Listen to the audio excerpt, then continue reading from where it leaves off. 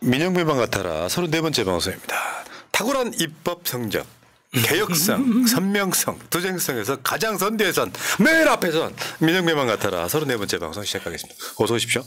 반갑습니다. 예. 제가 목소리가 약간 안 좋습니다. 감기 걸리셨다고. 네, 목 감기가 좀. 민주당 밤에 했던 비 맞으면서 했던 거기에 목소리를 감기 걸리신 목소리로. 아, 그때 들으셨어요? 예, 봤죠. 민영배 건 보죠. 아, 그때 그러니까 좀 참았어야 되는데 거기 이렇게 앉아 있었더니 계속 앉아 있었더니 막상 마이크 잡으면 그게 안 돼요. 자기 스타일 이렇게 되는 거야. 윤석열을 탈핵하자. 아니 그날 우리가 흔히 그 마을에서 놓치는 게 있거든요. 구호 이런 거에서 그날 양문석 의원이 딱 나와가지고 투쟁학 개론이라고 다 강의를 하겠다고 하게 돼요. 자기가 그분은 맨날 자기가 박사라고 언론학 박사라고 하는 걸 앞 내세우는 분인데 딱 하더니 앞으로 무슨 규탄한다 뭐 그런 말 하지 말자고. 예, 그러니까 아니 규탄만 하면 뭐 하냐고 심판하자 그런 말 하지 말자요. 아, 저번에 지난 주말에. 예, 그날. 아, 지난 주말에. 예. 촛불행동 집회 앞에 이제 행진의 맨 앞에 섰는데 계속해서 윤석열을 탈핵하자 했는데 전 달리 이야기를 했어요. 꼭 그런 의미는 아닌데 내 분노 표출하느라고 탄핵하자란 말을 안 하고 다른 말을 했다. 비밀입니다. 근데 좀 센 말이에요. 센 말. 나 혼자 그렇게 얘기해. 지금 그런 말은 무슨 의미를 담고 있냐면 지금 상황이 그렇게 무슨 심판하고 규탄하고 반성하라고 촉구하고 이래가지고 될 일이 아니다. 이미 구호의 내용이 표현이 바뀌었단 말이에요. 탄핵하자, 퇴진하라, 뭐 파면하라, 뭐 걸기하자 이렇게 바뀌었다. 그러니까 지금은 일종의 그 쓰는 말로 임계치라고 하는데 이거 넘어섰다는 거예요. 네, 넘어섰어. 물이 끓어 넘쳐가지고 냄비에 물이 한 10%도 안 남았어 지금. 그런데 진짜 답답한 건 이 상황의 심각성을 모른다는 거예요. 이런 데 제일 답답하고. 잠깐만요. 그 죄를 따로 여쭤볼게요. 그러시죠. 여기까지 서설은 그런 거고. 연말은 다가오는데 후원금을 안 차고 민영배 후원의 농협 351-113-8770-13 여러분들 있죠. 여러분들이 민주당 국회의원들이 진짜 이걸 못하더라고. 정청래 의원 제외하면 후원해달라는 말을 자기들 입으로 못해. 한마디만 하세요. 한마디만 하세요. 요거 거두면 내년 때 제가 후원을 해주시면 제 명함에 그렇게 써가지고 다닙니다. 시민에게 이로운 정치로 보답하겠습니다. 이렇게 시민에게 이로운 정치로 보답합니다. 이렇게 써가지고 다니거든요. 그러니까 저한테 후원을 하시면 값을 합니다. 충분히. 네, 그러니까 값을 하죠. 값을 할 테니까. 최고지. 뭐 최고까지인지 모르겠지만 값을 할 테니까. 좀 뻔뻔한 짓이라니까요. 예. 최고라고 하세요. 왜냐하면 난 민영배 의원에 대해서만큼은 메시지 실망한 적이 한 번도 없거든. 행동과 메시지. 그래서 여러분. 저 5분 발언은 오늘 어느 시장님이 아마 국회 오셔가지고 저걸 보셨대요. 그래가지고 이분이 옛날 대학 학보사 기자 출신이거든요. 그럼 저한테 저를 놀려먹으세요. 야, 아니 어떻게 기자 일 할 때보다 더 좋아진 것 같다고. 그래서 제가 아니 무슨 말씀이세요? 제가 요새 글을 쓰겠습니까? 근데 저게 괜찮았다고 그러시대요. 지난번에 한번 틀어주셨잖아요. 예. 그거 풀로 틀어드려가지고 또 방송이 이제 끝났는데 막 사람들이 거기다 댓글 달아주시더라고요. 그래서 가성비가 괜찮으니까. 그렇죠. 예. 가성비. 좀 채워주십시오. 자, 저는 금액보다 예. 후원은 숫자라고 생각을 하거든요. 예. 얼마나 여러분이 하느냐. 사실 지역 내려가면요. 독지가들이 500만 원씩 하면 몇 명 금방 차거든요. 그건 의미가 없다. 30명이면 차버리죠. 네. 자, 여러분. 지난번에 한번 재작년쯤 될까요? 그때 한번 말씀드렸는데 제가 탈당하면서 싸울 때 그때는 그냥 순식간에 10,000명 넘는 분들이 그냥 10,000원부터 10만원씩. 짠해서. 황야에 그렇죠. 나가서 예. 지금 소속도 없이 돌아다니고 있을 민영배가 짠해서. 지금도 최고연선거 때도 그 후원금도 다 못 채우고. 네. 그런 게 있는 거죠. 그러니까 자. 좀 보내주십시오. 그리고 저희 그 유튜브 구독자가 근래 줄었거든요. 네. 다시 좀 돌아와 주십시오. 네. 잘할게요. 정신 바짝 차리고. 자, 그래서 여러분들이 아무리 예를 들어 후원 계좌를 써드려도 어디가 있냐고 못 찾는 분들이 있는데 하나씩 정리해 드릴게. 지금 방송을 보고 계시는 화면 상단에 방송 끝날 때까지 나갑니다. 민영배 의원 후원에. 그리고 민영배 TV는 어디 있는겨? 채팅창 상단에 링크가 있어요. 우리는 항상 준비를 해드려. 자, 구독 좀 해주시고 후원 좀 해주시기 바라겠습니다. 숫자가 예를 들어서 한 사람이 50만 원 보내는 것보다 10분이 5만 원씩. 그러니까 50분이 아니 50분이 만 원씩 보내는 건 좀 곤란해요. 뭔지는 아는데 영수증 발행하고 이 과정이 약간 복잡한 게 있는데 비용이 그런데 절반 이상 들어버려. 그런데 마음으로는 흐뭇함이 더 크다는 거죠. 그렇긴 하죠. 몇백 명이 막 보내는 거 여기까지 하겠습니다. 자, 일단 그 지역 방송하고도 인터뷰를 하셨던데요. 5.18 해직자 등 실질적 보상 법안 발의를 하셨더라고요. 저번에 그 사후 음주 금지법 그거는 본회의에 통과가 됐고 민영배 대표 발의 요거는 뭡니까? 그러니까 5.18 그 보상법에 보면 5.18 운동 그러니까 5.18 관련자라고 있어요. 5.18 민주화운동 관련자 정확하게 하면 제가 2021년에 국회 막 들어와서 얼마 되지 않아서 거기 보면 사망, 상해 그리고 행불 이 세 부분에 대해서만 5.18 민주화운동 관련자로 돼 있더라고요. 보상법에. 즉 그 세 부류 분들한테만 보상을 해주겠다는 거죠. 근데 5.18 관련자가 그런 분들만 있는 게 아니잖아요. 엄청나게 많잖아요. 그때 수배 연행, 구금 그러거나 뭐 공소 기각 판결 받거나 유죄 판결, 면소 판결 특히 해직 당하신 분들이 있어요. 5.18 때문에. 그다음에 학사 징계 받은 분들도 있어요. 특히 그 당시에 성폭력 피해를 받은 분들도 있어요. 그렇죠. 이런 분들이 다 빠져 있어서 그 당시에 5.18 민주화운동 관련자 범위에 그분들을 넣었어요. 그런데 보상 조문회가 이분들이 빠져 있었던 거예요. 그래서 보상이 안 된다는 거예요. 그래서 아니 5.18 관련자를 보상하기 위한 법률이면 5.18 민주화운동 관련자가 범위가 확대됐으면 보상의 범위도 당연히 확대돼야 되는데 그게 없어서 안 된다는 거예요. 그래서 뭐 그 보상에 이분들을 포함시켜야 된다고 한 거죠. 근데 그 중에서 이제 성폭력 그 관련 이 부분은 추미애 의원님께서 하셨고 나머지 부분은 제가 했고 그렇게 제출한 겁니다. 그 의원님이나 저나 이제 광주라고 하는 지역적 배경에 있는 사람들인데 5.18은 역사적으로도 가장 의미 있는 사건이었죠.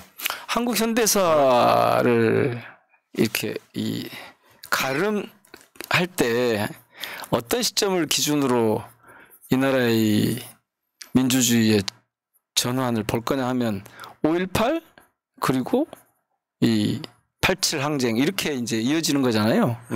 그래서 이거는 대한민국에서뿐만 아니라 사실은 세계적으로 5.18이라고 하는 것이 갖는 특히 그 5월 정신이라고 하는 것이 갖는 그런 민주주의와 인권 평화 영역에서 정말 놓칠 수 없는 그래서 여기 관련 자료가 유엔 그 기록이 됐잖아요. 최근에 한강 작가의 기록. 노벨상 수상도 소년이 온다. 그러니까 광주라고 하는 게 보통 도시 뒤에다가요 정신을 붙여가지고 검색을 해보잖아요. 그러면 되게 정신과 병원들이 많이 나옵니다. 광주 정신과. 그런데 광주 정신은 그렇지 않아요. 그러니까 도시 뒤에 정신을 붙이고 있는 이런 경우는 정말 드물거든요. 거의 없죠. 그것이 사실은 우리 인류사에서 굉장한 자양분이 되고 있는 겁니다. 맞죠. 예. 민주주의와 인권과 평화에 관한 그래서 그 유네스코 기록물로 이 관련 기록물들이 다 지정이 됐던 거고요. 그 얘기는 무슨 얘기냐면 광주라고 하는 도시가 갖고 있는 특별한 정체성이 갖고 있는 위상이 있다는 거죠. 의미가 있다는 맞죠. 거죠. 가치가 있다는 거죠. 그러니까 대한민국 극우들이 광주 얘기만 나오면 아직도 지금 뭐 북한군 개입설 이런 이야기를 아직도 퍼뜨리고 있어요. 그래서 그때 그 희생된 분들, 헌신한 분들에 대해서 보상을 하는 건 지극히 당연하고 자연스러운 일이에요. 그렇게 하지 않으면 그분들이 싸웠던, 그분들이 흘렸던 피가 우리 역사에서 어떤 의미가 있겠습니까? 아무래도 이걸 우리가 계승하고 이 발전시켜 나가서 우리 역사에 굉장히 중요한, 대한민국에 굉장히 중요한 무형의 자산으로 갖고 간다고 하는 그런 차원에서 사실 이런 보상 부분 같은 데도 신경을 좀 써야 되는 거죠. 알겠습니다. 자, 열심히 하시는 우리 민영배 의원께 많은 분들의 후원 바라겠습니다. 자, 이번 주 월요일 날 이재명 대표 유진교사 1심 무죄가 나왔어요. 이게 뭐 저는 개인적으로요, 국회의원들이 대표 그 재판 가서 막 이렇게 막 너무 감격하는 모습 보는 것도 저는 동감하진 않아요. 오히려 이렇게 담담하게 상대방의 힘을 좀 빼놔야 되는 측면이 있는데, 사실 이제 그럴 수밖에 없었던 측면도 있는 게 너무 긴장하고 10일 전에 이재명 대표 선거법이 유죄가 나오면서 너무 긴장했던 게 마음이 쫙 풀리면서 이제 얼굴에 표정이 드러난 측면이 있는데, 의원님은 그날 어떠셨어요? 저는요. 그렇지 않아도 얼마 전에 어디 신문사하고 방송사 기자 두 분이 불쑥 제 방에 찾아왔어요. 그래가지고 왜 두 번 다 안 보이대요? 그래요. 저한테. 두 번 다는 무슨 뜻인지 아시겠죠? 선거법 때도 법원 앞에서 안 보이고 이번에도 안 보이더라고요. 그래서 제가 저는 일부러 안 갔는데요 라고 말씀드렸습니다. 사실은 안 간 게 아니고 가려고 해도 갈 수가 없는 상황이었는데. 다른 일정이 있으셨구나. 예, 저는 상임위에서 예산 예결소위, 제가 상임위 예결소위 위원장이어서 그 예산 심사하느라고요. 한 번은 그렇고 또 한 번은 또 상임위가 전체 회의가 또 열려서 딱딱 그 시간이 맞아서 이렇게 못 갔는데, 저는 어쨌든 그 전부터 지금 말씀하신 대로 이것을 가능하면 담담하게, 그러니까 저쪽이 원하는 게, 저쪽에 공격이 있을 때마다 우리가 파닥파닥 튀는 거거든요. 맞아요. 저도 그렇게 생각해요. 이걸 좀 담담하게 보내야겠다 싶었지만 그래도 속으로는 참말로 다행이다 싶었습니다. 그렇죠. 속으로. 왜냐하면 이게 심리적으로 이게 무너지면 되게 힘들어지거든요. 사람들이 버티님이. 저는 제가 이전에 그 정치검찰 사건 조작 특별대책단, 지금은 사법정의 검찰 독재 대책위원회라고 이렇게 돼 있는데, 그때 그 단장을 제가 했었잖아요. 그래서 지금 재판 이제 뭐 5개가 됐는데 4개의 그 재판들이 되게 다 아주 사소한 어떤 하자라고 할 만한 게 있을지 모르지만 본질은 다 무죄다. 왜냐하면 이건 사건을 만든 것이거든요. 이거는 제가 이제 거슬러 올라가면 검찰이 쿠데타를 시작했다라고 말을 한 게 제가 언제부터냐면 이 조국 그 장관 후보자에 대한 압수수색 시작할 때부터예요. 맞죠. 네. 제가 그때부터 검찰이 쿠데타가 시작됐다, 이거 진압해야 된다라는 얘기를 계속 했었어요. 공개적으로는 그 당시에는 하지 않았지만, 그때 제가 청와대에 있었기 때문에 공개적으로 하지 않았지만 진압해야 된다. 그래서 사실 그 수사 중단을 해야 된다는 게 제 주장이었거든요, 당시에. 이번에 이제 대책단 하면서 보니까 이거는 세계 정치사 유례가 없는 선거 승리자, 검찰 출신 선거 승리자가 선거 패배자를 향해서 그 두려움을, 그러니까 마치 박정희가 그 김대중 후보한테 간신히 이기고 나서 한 짓하고 거의 그보다 더 심한 짓을 지금 하고 있는 거예요. 유신 같은 거지 뭐. 더 심한 짓을 하고 있는 거라니까요. 유신처럼 그렇게 눈에 보이는 방식으로 하면, 기존에 없는 제도를 도입해서 하면 금방 눈에 보이고 저항을 하기 쉽잖아요. 근데 이거는 기존에 있는 검찰이라고 하는 검찰 제도, 그 수사권 기소권을 가지고 하고 있기 때문에 이게 되게 대응이 어려워요. 그런데 이 방식이 보니까 대부분 다 조작이란 말이에요. 짜맞추기를 하는 거예요, 다. 저는 선거법 저것도 1심에서 저렇게 나왔지만 저게 2심 가고 대법원까지 가면 저는 무죄가 나오는 게 정상적인 이 재판이라고 봐요. 그래서 이번 재판도 결론은 결국은 무죄가 나왔지만 결론은 나중에 끝까지 가보면 이 두 재판 다 마찬가지고요. 그다음에 지금 남아있는 그 뭐 대북 송금 사건이라고 얘기하는 이것도 저희가 특별히 집중적으로 더 들여다봤는데 그 대책단 시절에 들여다봤는데 이건 정말로 짜맞추기예요. 그리고 나머지 무슨 백현동 뭐 저 성남 FC 하는 거 있잖아요. 대장동. 네. 이거는요. 그렇게 만약에 수사를 해서 기소를 하면 대한민국에 있는 모든 지자체장들 다 기소해야 돼요. 맞죠. 네. 그래서 이 넷 그 다음에 지금 무슨 뭐 법카 쓴 거 어쩌고 이것까지 했다던데 이 넷 중에 하나라도 유죄가 나오면 이건 재판부에 문제가 있는 거예요. 제가 들여다본 바로는 그래요. 네. 그래서 이거 담담하게 가자 그렇게 이제 생각을 하고 있지만 그래도 얼마나 당연한 거니까 네. 담담하게 가자 해도 가슴을 쓸어내렸죠. 와, 그게 이제 일요일 날 오후 시간부터 운명의 시간은 다가오는데 일은 손에 안 잡히고 입맛도 없고 왜냐하면 이거를 무죄를 만들면 선거법 2심 대응하기 쉬운데 왜냐하면 대장동 이런 거는 언제 끝날지도 모르니까 그런데 만약 여기서 유죄가 나오면은 2연타 맞는 거잖아요. 그 사이에 저 법과 관련한 것도 기소를 해버렸기 때문에 그럼 일단 우리 방어하기가 쉽지가 않았을 텐데 무죄를 맞음으로써 이 최소한 시민들 입장에서는 굉장히 좀 사기가 올랐다 이런 측면이 분명히 있죠. 예, 그런데 본질적으로 보면 우리가 정말 제가 저 5분 연설하면서 서두에 말씀드렸잖아요. 윤석열 정치검찰이 이렇게 난동을 부리는데 제대로 진압하지 못해서 송구하다고 사과드린다고 말씀을 드렸는데 그러니까 이런 체제가 작동하지 못하도록 사실은 사전 예방했어야 되거든요. 21대 때. 아니 우리 의원님은 윤석열 검찰총장 저거 탄핵하자고 했던 사람이기 때문에 사실 의원님이 미안할 필요는 없어요. 아니에요. 그래도 저도요. 그 구성원 중에 한 사람이었기 때문에 그거를 그때 어떻게든 하여튼 관철을 시켰어야 되는데 그렇게 하지 못하고 이 체제가 성립하도록 이 체제가 성립하는 데까지 오는 과정에 저도 책임 있는 정치인 중에 한 사람이죠. 어떻게 피할 수 있겠습니까? 이야기 좀 진행해 볼게요. 지금 사실은 이 수사 자체, 이 재판 자체가 불법이다 이런 얘기가 있어요. 왜냐하면 검찰이 시행령을 통해서 검찰 수사 범위를 확대하는 것 자체가 불법이다.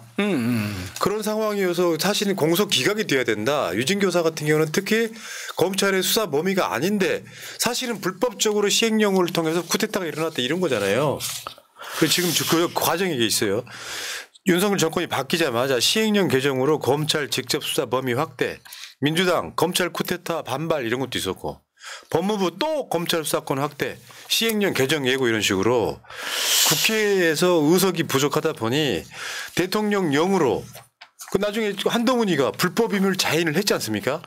그렇죠. 네. 한동훈표 검수 원복 시행령으로 자기가 그거 만들어서 검수 원복시키는 통에 가능했다고 이재명 유승규 자랑을 친다고 하면서 자백을 했죠. 불법임을 자인한 거잖아요. 네, 자백을 했어요.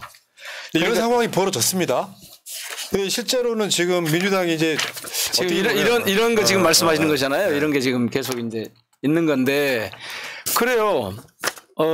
제가 이제 바로 이 형사소송법, 검찰청법 개정 때문에 탈당을 하는 상황이 왔었는데 그렇죠. 생각해 보니 떠오르네. 네, 그랬어요. 그런데 그때 사실은 그 등중은 저렇게 특히 등으로 해도 괜찮다고 했던 건 대법원 판례에서 등은 제한적인 의미로 사용된다라고 하는 법률적 해석이 있었어요. 더더구나 이 등을 가지고 확대 해석하는 시행령 그 통치 방식은 사실은 이거야말로 위헌이에요. 그래서 나중에 윤석열 처벌하는 시점이 오면 이게 틀림없이 한동훈 윤석열을 처벌하는 시점이 오면 이게 틀림없이 자신들의 발목을 잡을 겁니다. 불법이었다. 네. 왜냐하면 생각해 보세요. 자신도 알고 있잖아요. 자기가 그걸 그렇게 억지로 고쳐놔서 그렇게 됐다고. 수사 대상도 아니고 여기 내용에 위증을 교사한 게 어떤 의도를 가지고 한 게 없고 그런데 검찰이 수사할 내용도 아닌데 이걸 갖다가 억지 기소를 했다는 걸 많잖아요. 공개를 한 거죠. 근데 정말 이건 재판부가 그냥 잠깐 들여다보면 알 일이에요. 사실은. 잠깐 들여다보면 지루한 과정을 거쳤지만 명백했어요. 제가 한번 재판 가서 이렇게 본 적이 있었다고 그랬잖아요. 그렇죠. 그때 사진 한번 찍혔었죠. 네, 선거법 그때였는데 그때도 보면 저는 그 재판 결과를 보고 정말 깜짝 놀랐거든요. 그러니까 재판부가 어떤 경우에 저렇게 될 수 있을까? 저 연구 주제예요, 사실은. 예, 참. 문제는 검찰이 이렇게 만행을 저 표현을 하면 난동을 부리고 있는데 이걸 제지할 민주적인 제도적인 장치가 없다는 것이 저한테 굉장히 이 한국 민주주의의 취약성을 지금 요즘 제가 크게 느끼고 있어요. 왜 이런 경우에 방법이 없지? 그러니까 3분의 2라고 하는 의석을 확보하지 못하면 아무것도 할 수가 없잖아요.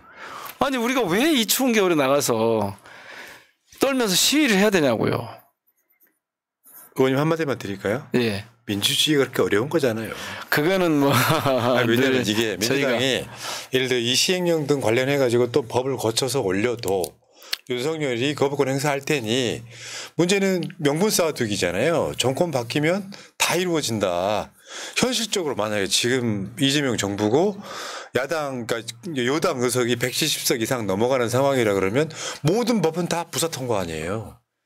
근데 거부권 행사하지 않았겠죠. 웬만해서는. 아무 일도 없이 갑자기 검찰의 수사권을 뺏자라는 법이 통과되면 조중동이 난리를 칠 텐데 지금 윤석열의 검찰들은 사실은 뭐 김건희 봐주는 것부터 시작해서 그런 짓을 하니 야당 대표만 괴롭히고 아니 스스로가 결국엔 정권이 바뀌면 검찰이 수사권 뺏기는 쪽으로 본인들이 가고 있는 거잖아요.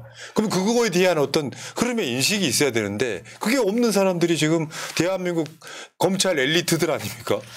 아니 그러니까 저는 정말 요새 이제 도대체 윤석열 정권은 어디서부터 무너질까 해보면 한 지점이 한 3군데 있는데 그중에 한 지점이 뭐냐면 내부 폭발이거든요.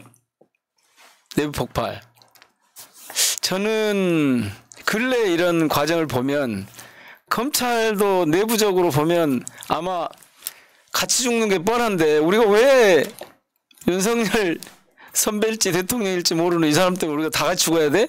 이런 게 저는 있다고 보고요. 그런 게 내부에서 검찰 내부에서 폭발하는 검사들은 도저히 그럴 것 같지 않지만 그러나 알 수 없는 일이죠. 그냥 수사를 정확하게 하다 보면 제대로 나오는 영역이 있을 수 있거든요. 저는 여러 트랙 중에 한 트랙은 그거라고 봐요. 그냥 한번 두고 보시게요. 한번. 저도 그런 얘기 많이 합니다. 아, 그러세요? 윤석열, 네. 김건희 부부 나중에 수사를 받게 되면 현재 윤석열의 임명한 검사들 중에서 그럼요. 할 거라고. 그럼요.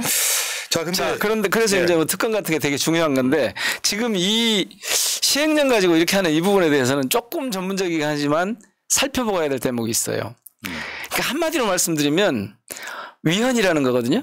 그러니까 헌법에 아시겠지만 75조에 보면 시행령은 법률의 내용과 취지에 맞게 제정이 돼야 돼요. 시행령은 맞죠. 법률의 내용과 취지에 맞아야 돼요. 그러니까 입법자의 의도가 뭔지가 정확하게 입법 의도가 뭔지가 정확하게 들어가야 돼요. 그때 중이냐 등이냐는 중으로 쓰든 등으로 쓰든 당시 입법은 6개에서 4개로 2개로 줄였잖아요. 4개를 빼고 당시에 그렇기 때문에 부패 범죄하고 경제 범죄 말고 나머지를 하지 말으라는 얘기는 축소하는 거였어요. 축소하는 것은 확대하지 말라는 거였고 그래서 헌법 75조에 보면 이렇게 돼 있어요. 대통령은 법률에서 구체적으로 범위를 정하여 위임받은 사항하고 법률을 집행하기 위하여 필요한 사항에 관해서만 대통령령을 만들 수가 있는 거예요. 그러네요. 그런데 반칙을 제대로 한 거죠. 그러니까 이 사람들 스스로가 불법인데 그렇죠. 그러니까 그 불법으로 수사를 해가지고 이재명 대표를 기소를 해서 재판을 받았으면 그 자체가 원래는 공소 기각이 돼야 된다 이런 얘기죠. 그렇죠. 검찰이 기소하는 것 자체가 말이 안 되는 거죠. 자, 그래서 지금 제가 6월에 발의를 해놨고 근래 황운하 의원이 발의를 해놓은 게 있어요. 이 국회법을 바꿔놨어요. 중앙행정기관의 장이 입법의 관, 그러니까 대통령령이에요. 이게 이제 그 95조에 보면 국무총리 또는 행정각부의 장은 소관사무에 관하여 법률이나 대통령령의 위임으로 총리에 대한 불령을 발의할 수 있고, 이 대통령령에 관한 건데 이 대통령령이 지금 말씀드린 그 등 가지고 확장한 거 아니에요? 그러니까 법무부령이죠. 그런데 대통령령이죠. 그런데 이것을 앞으로 입법 예고안을 국회에 제출하고, 그래서 국회가 이걸 들여다 볼 수 있도록 지금 법을 바꾸려고 해요. 그것도 정권이 바뀌어야 결국은 이루어지지 않을까요? 자, 국회법까지 대통령이 거부를 한다고요? 거부권 행사를 한다고요? 자, 국회의원들이 국회법을 개정하는데? 그렇기도 하네. 이 부분은 마치 그러면 아마 그거는 정말 자신이 지금까지 해온 것이 얼마나 엉터리였는지를 다시 보여줄 건데. 그러고도 남을 정권이라서. 자, 시간 관계상 이야기 진행해 볼게요. 12월 10일 날 김건희 특검법 세 번째 재표결이 이루어지는데. 진짜 징어요, 진짜. 나는 정말. 저도 징어예요, 진짜. 그러니까 정치가 사라진 지 오래됐는데 국힘이 정말 답답해 미치겠어요. 제가 요즘 엄청 제가 정치자한 일을 가장 답답한 시간을 보내고 있다고 그랬잖아요. 국힘이 답답해 미치겠어요. 지금 바보들이죠. 같이 죽는 길로 가고 있거든요. 근데 있잖아요. 제가 이렇게 살짝 개인적으로 물어보면 다 윤석열이 그만둬야 된다는 거 알아요. 다 알아. 그런데 나서지를 못해요. 기회주의자들이죠. 아니 뭐 기회주의자라는 게 거기까지 반박하지 마세요. 기회주의는 뭐냐면 대세 따라가는 건데 아직까지는 윤석열이 무서운 거. 그러니까 기회주의죠. 그거. 그럴까요? 무서워서? 근데 자기들이 살아야 되는 거 아니에요? 그게 먼저 아니에요? 당장은 내가 만약에 윤석열 쪽으로 지금 청구를 돌리면 내가 죽을 것 같으니까 기회를 보다가 대세가 확 기울어지면 그때서 국민 편 들잖아요. 저자들은 원래 그렇잖아요. 그러니까. 문제는 이거를 지금 재표결에 대해서 민주당. 제가 왜 그렇게 말씀드리나 이유가 있어요. 보세요. 지금 상태로 그렇게 말씀하시면 11회도 똑같은 결과가. 결과가 달라질 수 없어요. 근데 봐보세요. 국힘에서 한동훈 대표가 요구한 것을 그대로 받았잖아요. 특검의 수사 범위를 대상을 2개로 줄이고, 예? 그랬잖아요. 예. 그 다음에 검사 추천을 특검 추천을 제3자가 하게 하고 이거 받았잖아요. 자기들이 하자는 대로. 네. 근데 왜 안 한다고? 근데 왜 안 해요? 국힘은 도대체 정치하는 집단 맞아요? 당 맞아요? 그러니까 기회주의라고 하는 거예요. 그런 정신 차려야 돼요. 지금 이러다가 진짜 국민이 더 일어나면은 그때서야 이제 비판하는 척하고 저는 이렇게 봅니다. 다 죽어요. 그 중에 일부라도 살 수 있는 기회가 지금 있는데 이렇게 계속하면 다 죽습니다. 역사의 아이러니가 있잖아요. 박근혜 탄핵에 동참했던 국회의원들은 살아남았어. 지금도 국회의원 하고 있어. 자, 특검표 재표결에 대해서 민주당은 나름대로 이제 민주당이 할 수 있는 건 제가 봤을 때는 국민의힘 내분을 적극적으로 활용하고 국회의원들 1대1로 설득하고 이런 과정들이 있어야 되니까 얘네들은 좀 표결 안 하고 바로 넣겠다 이제 이런 말도 안 되는 안까지 나오지 않습니까? 제가 옛날에 제안했던 방식이에요. 이재명 대표 그 체포동의안 들어왔을 때 그때 가결 안 된다고 큰 소리 친 분들이 많이 있었어요. 제 주변에. 제가 그날 아침까지도 그랬거든요. 제가 제안한 방식은 그거였어요. 당시에. 투표용지에 일단 들어가서 거기다 다 슬로건을 한마디씩 쓰고 그리고 함에 넣지 말고 다 나오자. 다 나와버리자. 그러면 가결될 가능성이 0%거든요. 너무 과격하다고 또 그때 그거 안 했어요. 네. 근데 저 사람들은 아마 한꺼번에 다 나갈걸요? 남아있는 용기가 있을 사람이 없을걸요? 그러니까, 자. 근데 그렇게 되면 저희가 대응할 방법이 없어요. 이제 결국 국민의 분노 게이지만 올리죠. 국민의힘에 대한. 아니 그럼 엄연한 범죄자를 수사하지 말라는 거냐? 가서 찬성 연설이나 한번 할까요? 찬성 토론? 예. 근데 그런 게 별로 의미가 없는 것 같아서 제가 안 씁니다, 사실. 자꾸 좀 더 나가 보겠습니다. 결국 김건희 주가조작 무혐의를 줬던 검사들도 탄핵하겠다는 거거든요. 그거 해야죠. 저는 굉장히 이거 중요한 사건이라고 봐요. 아, 진즉했어야 돼요, 진즉. 이창수, 조상원, 최재훈. 네, 진즉했어야 돼요. 지금 그렇지 않아도 탄핵 과정에 있는 검사들이 있잖아요. 그러니까 우리는 계속 아직도 눈치 보는 거예요. 지금도 역풍을 걱정하는 거예요. 검사 탄핵이 지금 아니 제가 볼 때 검사 탄핵을 50명만 있으면 벌써 끝났을 거예요. 이 관련된 엉터리 수사하고 있는 근데 10명도 지금 못하고 있잖아요. 국민 눈높이에 안 맞는 수사를 하면 바로 탄핵이죠. 왜? 그거 국가가 부여한 검사들에게 부여한 책임을 완전히 외면하는 거잖아요. 윤석열부터 탄핵했어야 돼. 총장 때부터. 그러면 그 얘기 지금 해봐야 뭐 하겠어요. 그때 도시락 싸가지고 다니면서 저런 민영배 말을 들으시오, 여러분. 사실 여기 뭐 저 조중동이나 저 국민의힘이나 검사들까지 집단 반발하긴 했지만 그거 그냥 본인 좌고우면하지 말고 가야 된다는 거죠. 저런 말도 안 되는 수사 그러니까 국민들한테 물어보면 절대 교수가 아니 얘들이 지금 검사예요? 검사 맞아요? 대한민국 검사가 이런 사람들밖에 없는 거예요? 그러니까요. 아니 이렇게 아니 지금 다 보이잖아. 검사 독재라고 하는 게 검찰 독재라고 하는 게 다 보이잖아요. 아니 누가 봐도 다 유죄라고 하고 국민들이 그냥 여론조사를 해봐도 다 유죄라고 나오는데 검사라는 사람들이 진짜 욕이 나오는데요. 이따위 짓을 하고 나서 아무렇지도 않게 검사장입네 하고 앉아있고 맞아요. 부장검사네 앉아있고 차장검사네 하고 앉아있고 그리고 나는 이 검사들에게 진짜 경고하는데요. 다음에 역사의 심판을 어떻게 감당하려고 그러는 거예요. 그렇죠.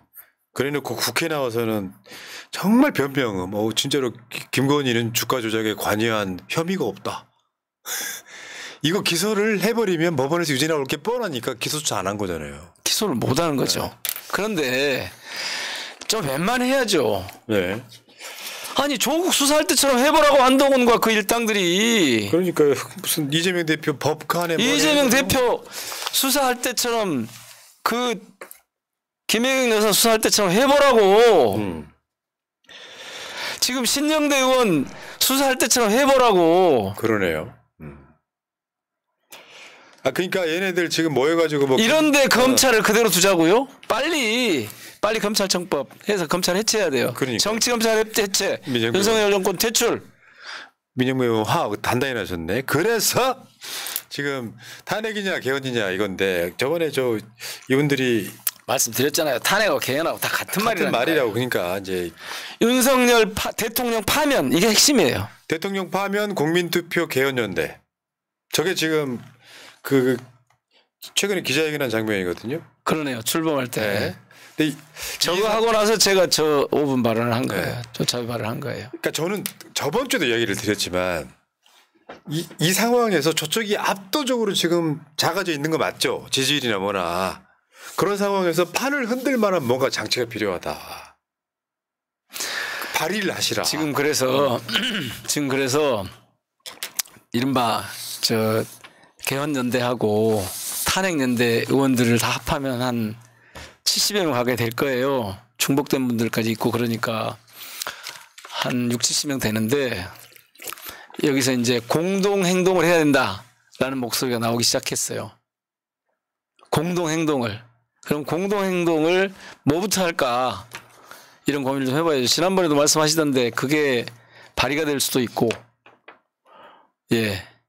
또 다른 뭔가 이 저항 혹은 항의의 뜻을 담는 그런 퍼포먼스가 있을 수도 있겠는데 그 고민을 조금 더 해볼게요. 그런데 이제 걱정은 이 추운 겨울에 국민들이 시민들께서 다시 거리로 나와서 싸우셔야 되는 상황. 근데 그 말씀은 김영규 의원이 잘못 말씀하시는 것 같아요. 이 나라의 주인은 국민이에요. 아니 그건 알아서 하시는 일이긴 한데 그래도 국민이 내 집안에 도둑이 들어왔단 말이죠. 나서는 건 당연한 건데 미안해 하실 필요 없어요. 아니 그러니까 이제 뭐 대학 교수들이 벌써 60개 대학 넘는 대학에서 시국 선언이 나오고 그러던데 제가 보니까 현장이 확실히 여의도보다 훨씬 뜨겁고 치열해요. 심지어는 대학가에서도 그렇고 거리에서도 그렇고 현장이 훨씬 뜨겁고 치열해요. 바꿀 것이 휴대폰밖에 없다. 윤석열 대통령은 즉각 물러나라. 그러네. 이미 즉각 물러나라고 다 돼 있어요. 바꿀 것이 휴대폰밖에 없냐 세상에. 즉각 물러나라. 아이고 이런 얘기도 있어요. 연세대 시국선언문에서는 구약 성서를 인용한 대목도 있던데요. 망할 것들. 권력이나 쥐었다고 자리에 들면 못된 일만 꾸몄다가 아침 밝기가 무섭게 해치우고 마는 이 악당들아. 나 야훼가 선언한다. 나 이제 이런 자들에게 재앙을 내리리라. 거기에서 빠져나갈 생각을 마라. 머리를 들고 다니지도 못하리라. 재앙이 내릴 때가 왔다. 이걸 인용을 했더라고요. 경희대에서는 이렇게 됐더라고요. 나는 폐허 속을 부끄럽게 살고 있다.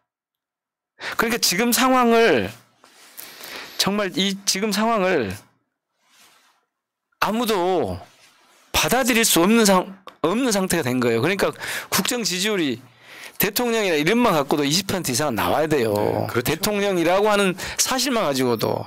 근데 그 밑으로 떨어졌다는 얘기는 전 국민이 지금 분노하고 있다는 거예요. 그러니까 이 사람은 그런 느낌이에요. 오늘 이 방송의 첫 번째에 나왔던 얘기인데 군 안보 태세 점검한다면서 혼자 가서 골 붙이고 있어요. 국민들 안정이 없네. 제가 처음에 이 정권 시작할 때부터 제가 말씀드렸잖아요. 검찰에 의한 검찰의 나라가 될 거다. 이게 즉 검사 제국이 될 거다. 그리고 그래서 우리가 조금이라도 할 수 있을 때 이 검찰 권력을 제어를 해야 된다. 특히 이게 정치 검찰화가 되면서 이런 큰 변화가 있다니까요. 이전까지는 여당의 검찰이 하부 단위로서 시키는 일을 잘했어요. 그래서 집권 여당이 어떻게 하느냐. 특히 지금 국민의힘 계열의 정당들이 집권했을 때 그 충견이 돼가지고 움직였는데 지금은 아니라니까요. 검찰 권력이 국힘을 움직이고 있는 거예요. 지금 상황은. 형식은 보면 여당이어가지고 그러는 것 같지만 검찰 국가의 특징이 검찰 국가는 그런 속성을 갖고 있는 거예요. 여당이 그러니까 대통령 검찰 출신 대통령이 되고 나서 더 이상 여당이 아닌 거예요. 그냥 허수. 옛날에 검찰이 하수였는데 지금은 이를테면 여의도 지점이 된 거라니까요. 그러네요. 검찰 정권의 여의도 지점이 된 거예요. 그래서 여의도 분소 그렇게 된 거예요 지금. 그런데 이 상황을 저는 정말 이해가 안 돼요. 시간이 얼마 남지 않았는데 머지 않았는데 자신들이 어디로 향하고 있는지 국힘 내부에서 저는 폭발을 하는 것이 아까 말씀드린 트랙 중에 하나거든요. 예. 지금 이 정권이 무너지게 되는 몇 가지가 있는데 그중에 또 하나는 저는 국힘 내부에 그런 폭발이라고 봐요. 아까 제가 검찰 내부의 폭발이라고 했는데 국힘 내부의 그런 폭발이라고 봐요. 그러니까 이게 무슨 경제라든지 어떤 유능함이라도 있으면 외교도 못해가지고 최근에 사드광산 사태가 났고 뭐 우크라이나 전쟁 참여하려고 그러고 민생은 최악으로 나빠져서 그러니까 뭐 어느 거 하나 다 못했다고 칩시다. 예를 들면 법 운용을 공정하게라도 하면 아무것도 없는 제가 그 박정희 쿠데타 군사 쿠데타 전두환 쿠데타 군사 쿠데타를 정말 지금보다 훨씬 아주 악질적이라고 생각하고 반역사적이고 반시민적인 반민주적인 그런 말도 안 되는 짓을 했지만 요즘 무슨 생각이 드냐면 그보다 더한 거 아니야? 이게 무서운 게 그런 거거든요. 그 사람들은요 어떤 물리력을 동원해서 이렇게 했기 때문에 눈치를 봤어요. 국민들 눈치를. 국민들 눈치를 보느라고 어쨌든 잘해보려고 애를 쓰는 거예요. 점수를 따보려고 애를 쓰는 거예요. 근데 이 검찰 정권은 그렇죠. 그게 없다니까요. 아예 눈치를 그러니까 파렴치한 거예요. 맞죠.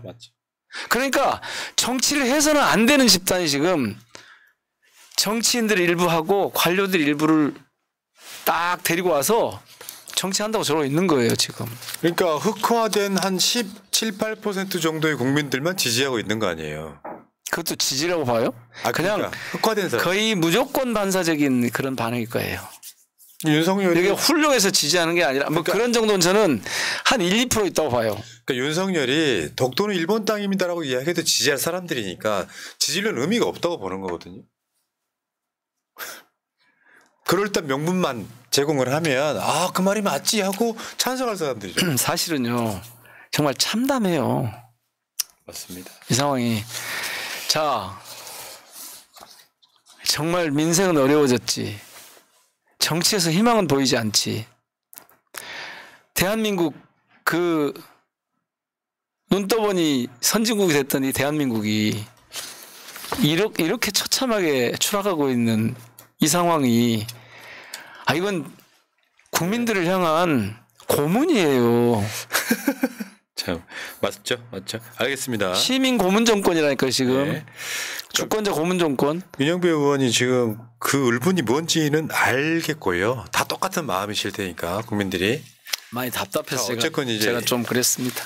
현실적으로 국회에 가서 300명 중에 한 명으로서 그 분위기를 주도하거나 하는 방식으로 해서 이게 지금 방법을 더 잘 찾아보겠습니다. 잠깐 지금 이재명 대표 재판에 문제가 있어가지고 잠깐 좀 한 일주일 정도 멈칫한 느낌이 있긴 있습니다만 의회한테는 더 좋은 지금 동력이 생겼기 때문에 윤석열 정권을 저는 국민의 힘으로 제가 저쪽에 전략가가 정말 없다는 생각을 하는 게 자꾸 이재명 대표를 제가 보니까 저 사람들이 키우는 거예요. 대통령 해버렸잖아요. 국민적 지지 기반을 더 확대시켜 주는 거예요. 제가 아까 오늘 나온 약간 보수 성향의 여론조사 보여드렸잖아요. 상황이 이렇습니다. 43.8대 저렇게 되는 거예요. 갈수록. 저게요. 그냥 나오는 게 아니에요. 저렇게 억지 기소를 하고 엉터리 검찰의 정치 탄압을 하니까 점점 커지는 거고. 심지어 이게 지금은 강철은 어떻게 단련되었는가. 이준교사 무죄가 거의 반영 안 된 여론조사예요. 참 이것도 약간 그 보수 성향 여론조사거든요. 나머지 후보들 다 합쳐도 이재명 대표가 더 많습니다. 자, 여기까지 하시고요. 국민은 알고 있다. 다만 이제는 맨 최전선에 국회가 있다. 그렇죠. 근데 가끔씩은 국민들이 국회나 민주당 탓을 할 겁니다. 니들 뭐 하냐고. 아니 이미 오래전부터 하고 계세요. 사실은. 제가 그거를 21대 들어올 때부터 들었어요. 21대 들어올 때부터 광주 시민들이 저한테 계속 그러셨어요. 야 180석이 뭐냐. 그러고 나서 정권 뺏기고 나서는 진짜 TV를 그냥 안 보면서 윤석열 이거 잘못됐다고 빨리 끌어내리라고 계속 그러셨어요. 그러니까 제가 지난주에도 아마 의원님하고 저랑 생각이 비슷했을 텐데 우리 지난주에 뵀나요? 지난주에 지난주 뵀을 텐데 저는 마지막으로 그런 말씀 드릴게요. 민주당이 뭔가 노력을 하고 있기는 해. 우리 같은 사람 알죠. 정보가 계속 들어오니까. 근데 더 이상 나아가지 못하면 민주당이 안 한다고 생각을 해요. 사람들. 그 가시적인 행동에 대해서 앞서 말씀드렸잖아요. 개헌연대하고 뭐 당 지도부대로 뭐 준비를 하겠지만 개헌연대하고 탄핵연대가 윤석열 파면을 위해서 대통령 파면을 위해서 결과적으로 어떻게 할 것인가 그 고민을 좀 더 해보겠습니다. 의원님 부탁입니다. 올해 안에. 올해 안에? 한 달 남았어요 이제. 올해 안에? 네, 올해 안에. 왜 사람 심리적 마지노선이라는 게 있잖아요. 윤석열 임기 반환점 이야기하면 막 언론들이 막 그 평가하는 것처럼 올해 안에. 내년이면요 4년차 들어갑니다. 이제 또 같이 이 뜻을 모은 그러니까 동지 의원분들과 함께 알겠습니다. 더 진지하게 고민을 해보겠습니다. 자 여러분 민영배만 같아라 34번째 방송 마치겠습니다. 고생하셨습니다. 고맙습니다.